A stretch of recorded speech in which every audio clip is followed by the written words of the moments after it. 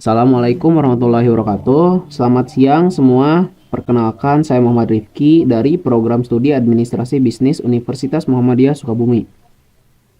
Pada kesempatan kali ini, saya akan memaparkan hasil analisis saya yang berjudul Analisis Strategi Pemasaran pada Perusahaan Warkopolim. Saya memilih Warkopolim sebagai objek kajian karena bisnis ini cukup menarik dan masih sangat baru.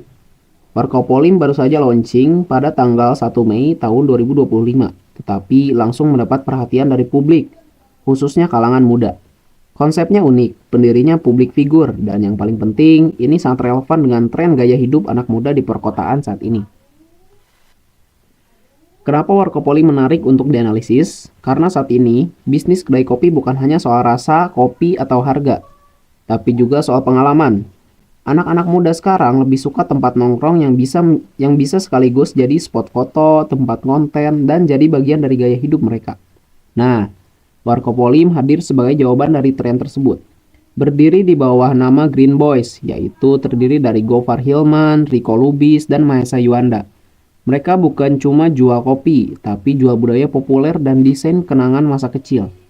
Bahkan desain menunya aja unik dan lucu, seperti es pink polim yang viral di media sosial. Semua ini membuat Warkopolim menonjol di antara kedai-kedai kopi lainnya.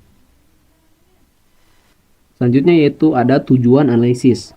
Adapun tujuan saya melakukan analisis ini adalah untuk memahami bagaimana strategi pemasaran mereka dibentuk dan bagaimana tools analisis industri bisa membantu mereka dalam mengembangkan bisnis.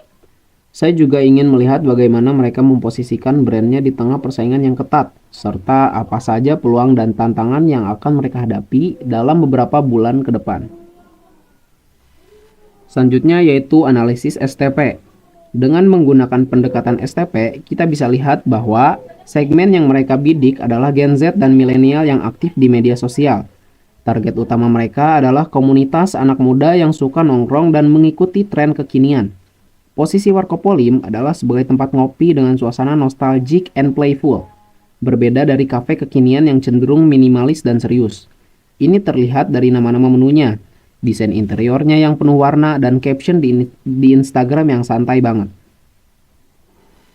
Selanjutnya yaitu ada analisis SWOT. Dari hasil analisis SWOT, Strange atau kekuatan utama mereka adalah brand yang langsung dikenal berkat para pendirinya dan strategi konten yang kuat. Weakness atau kelemahan adalah masih baru, jadi mereka belum punya data historis dan SOP yang mapan. Opportunities atau peluang datang dari tren konsumsi kopi yang makin tinggi di kalangan anak muda. Kemudian threats-nya atau ancaman tentu saja persaingan dari kedai kopi lain yang lebih dulu mapan. Tapi dengan positioning yang kuat, ancaman ini bisa ditekan dengan strategi diferensiasi yang tepat. Selanjutnya yaitu analisis pastel. Saya juga menggunakan alat pastel untuk menganalisis faktor eksternal yang mempengaruhi Warkopolim. Dari sisi politik, pemerintah mendorong digitalisasi UMKM. Ini jadi angin segar buat mereka. Serta secara ekonomi, daya beli anak muda di Jakarta Selatan relatif tinggi. Sosial, tren ngopi, dan eksistensi di media sosial mendukung banget. Kemudian teknologi, mereka sudah sangat aktif di TikTok dan Instagram, dua platform yang mendominasi tren digital. Dari lingkungan, ada tantangan soal penggunaan plastik yang harus mereka perhatikan. Dan sisi legal, karena bisnis ini menyentuh F&B atau food and beverage, mereka harus taat pada izin usaha, protokol kesehatan, dan mungkin sertifikasi halal. Selanjutnya yaitu ada Customer Journey Map.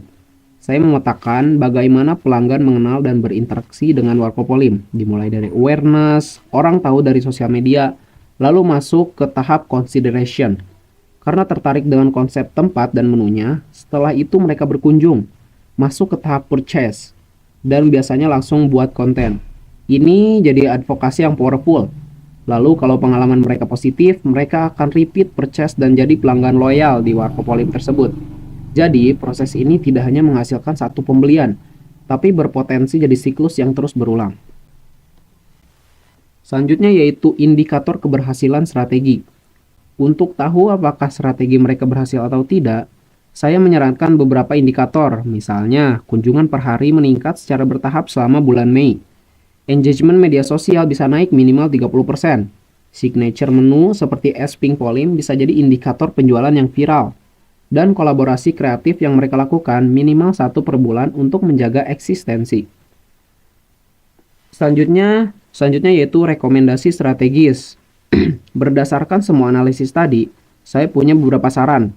Yang pertama yaitu membuat storytelling konten secara rutin, bisa behind the scene atau testimoni pelanggan. Yang kedua yaitu manfaatkan TikTok lebih agresif karena algoritmanya kuat untuk viralitas. Yang ketiga, adakan program loyalitas atau bundling agar pelanggan punya insentif untuk datang kembali. Dan terakhir, pertimbangkan elemen ramah lingkungan untuk kemasan karena konsumen muda makin peduli akan isu tersebut. Selanjutnya itu kesimpulan. Sebagai penutup, bisa kita simpulkan bahwa strategi pemasaran Warkopolim sangat berakar pada gaya hidup generasi muda urban. Tools analisis seperti STP, SWOT, Pestel, dan Customer Journey Map sangat membantu kita memahami arah bisnis ini. Tantangan tentu ada, tapi dengan konsistensi dan kreativitas yang mereka miliki, saya yakin Warkopolim bisa jadi ikon kuliner baru di Jakarta Selatan. Sekian dari saya, terima kasih atas perhatiannya. Mohon maaf apabila ada kesalahan. Wassalamualaikum warahmatullahi wabarakatuh.